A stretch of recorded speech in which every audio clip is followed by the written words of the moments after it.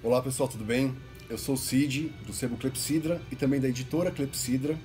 Eu tô aqui hoje para anunciar o segundo título do nosso catálogo, O Corvo, de Edgar Allan Poe, ilustrado pelo Gustave Doré.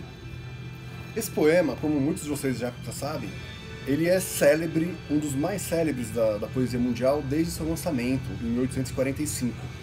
Tão célebre que o próprio Poe, antes mesmo de vislumbrar o sucesso que essa obra alcançaria, né? Afinal, na época ele publicou esse poema no meio de uma penúria financeira terrível, ele vendeu o poema por $5. Ele escreveu um ensaio contando de forma detalhada todo o processo de criação dele. O título desse ensaio é A Filosofia da Composição, e nele o Poe vai dizer quais foram as escolhas que ele fez para escolher o número de versos, a métrica, o esquema de rimas, os sons que vão predominar nas rimas, a maneira como ele vai tratar o tema, buscando sempre o belo como fim último por meio da exploração da melancolia na poesia.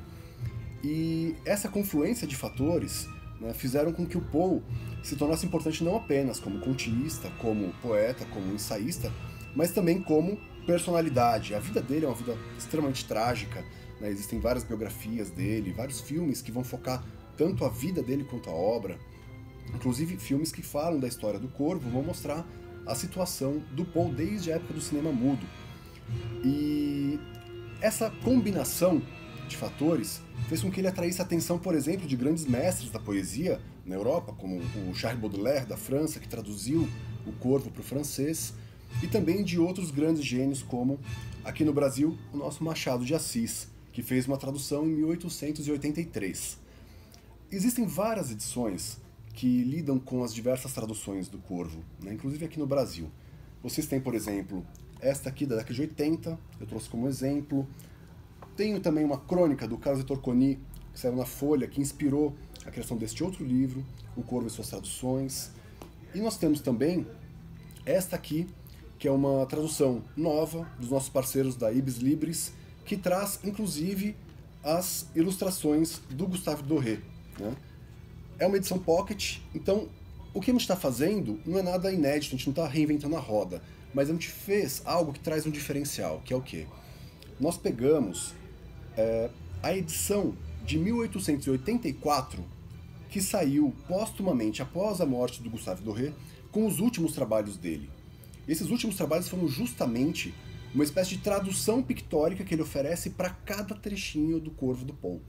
São 26 ilustrações que ele entregou na mão de discípulos dele, né, de estilogravuristas, e esses discípulos criaram, então, em homenagem a ele, uma edição que foi reeditada lá fora, mas que nunca havia sido reeditada no Brasil, né? Você vê, são obras que vão valorizar as ilustrações na maneira como a primeira edição do Doré saiu. E nós fizemos exatamente isso, nós tiramos apenas a introdução inicial dessa edição, porque hoje já seria uma introdução um pouco defasada, e nós trouxemos dois textos novos, um prefácio do Oscar Nestares, o autor do Billy Negra e de outras obras de horror, que estudou Poe academicamente, e do Fernando Fiore, que também fez um estudo semiótico sobre as gravuras do Doré.